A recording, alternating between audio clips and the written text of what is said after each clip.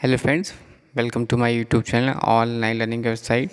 दोस्तों, industrial engineering and safety यानी औद्योगिक इंजीनियरिंग और सुरक्षा में हम लोग आज बात कर रहे हैं कार्य अध्ययन। और कार्य अध्ययन में हम लोग बात कर रहे हैं आज standards for selection of manufacturing process या मेथड, यानी निर्माण प्रक्रमों या कार्य विधियों के चुनाव के मानदंड क्या हैं, इनके बारे में लोग बात आज करेंगे।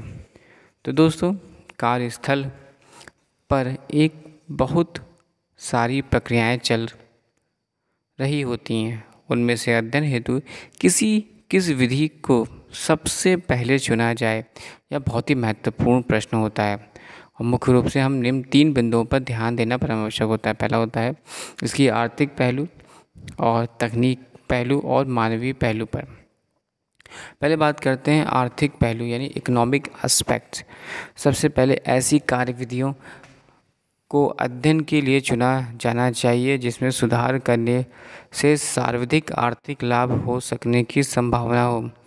विधि अध्ययन के समय और पूंजी दोनों व्यय होता है। यदि अध्ययन के उपरांत वांछित लाभ या बचत नहीं होगा तो परिश्रम व्यर्थ हो जाएगा।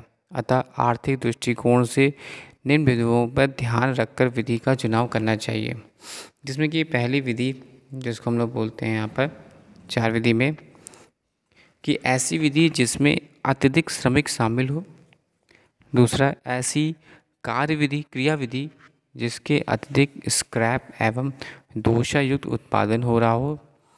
थर्ड, ऐसी क्रिया विधि जिससे उपलब्ध स्रोतों यानी रिसोर्स का सही उपयोग यानी यूटिलाइजेशन नहीं हो पा रहा हो।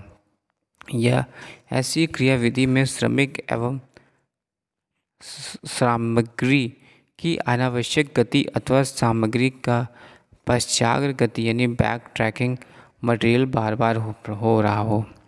उपरोक्त कार्यविधियाँ आर्थिक रूप से बहुत ही महत्वपूर्ण होती हैं, इसलिए अध्ययन हेतु ऐसी कार्यविधियों का चुनाव बहुत उचित एवं व्यवहारिक होता है। अब बात करेंगे टेक्निकल कंसिडरेशन यानी तकनीक पहलू के बारे में, जिसमें कि हम ये देखते हैं कि कार्यविधि अध्ययनकर्ता को अध्ययन हेतु जॉब अथवा विधि चयन करते समय उससे संबंधित संपूर्ण तकनीक ज्ञान होना चाहिए, क्योंकि कुछ कार्यविधियाँ ऐसी होती हैं जिसमें विशिष्ट तकनीकों यानी स्पेशल टेक्निक का प्रयोग होता है। ज्ञान के अभाव में ऐसी विशिष्ट तकनीकों से संबंधित कोई ठोस निर्णय लेने की अध्ययनकर्ता को कठिनाई का अनुभव हो सकता है। ऐसी स्थिति में संबंधित विशेषज्ञ यानी बात करें कंसर्न स्पेशलिस्ट से विचार विमर्श के उपरांत ही अपनी राय प्रकट करनी चाहिए तथा संबंधित विशेषज्ञ से अनुमति मिलने के बाद ही ऐसी विधियों को अध्ययन हेतु चुनना चाहिए। अगर हम बात करें तकनीकी पहलू के आधार पर हेतु अध्ययन हेतु विधि के चयन में बिंदु सहायक होते हैं। पहला, ऐसी विधि जिससे समरूप गुणवत्ता के उत्पाद ना प्राप्त हो रहे हों। दूसरा, प्रक्रिया द्वारा अत्यधिक स्क्रैप उत्पन्न हो रहा हो। तीसरा, श्रमिकों द्वारा जॉब से संबंधित अक्सर शिकायतें यानी फ्रीक्वेंट कंप्लेंट प्राप्त हो रही हों। तीसरा, बात करते हैं मानवीय मूल यानी ह्यूमन कंसिडरेशन, जिसमें कि हम लोग यहाँ देखते हैं कि सर्वप्रथम ऐसी कार्यविधियों को अध्ययन हेतु चुनना। सर्वप्रथम ऐसी कार्यविधियों को अध्ययन हेतु चुनना चाहिए जिससे श्रमिकों एवं श्रमिकों संघों यानी यूनियन से ज़्यादा असंतोष हो।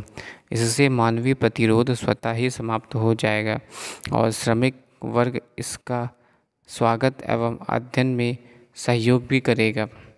साधारणतः निम्न परिस्थितियों को पहले मानवीय पहलू पर विशेष ध्यान देना आवश्यक है। पहला, थकान देने वाली अनावश्यक विधियों के बारे में श्रमिकों बार बार शिकायत प्राप्त का होना।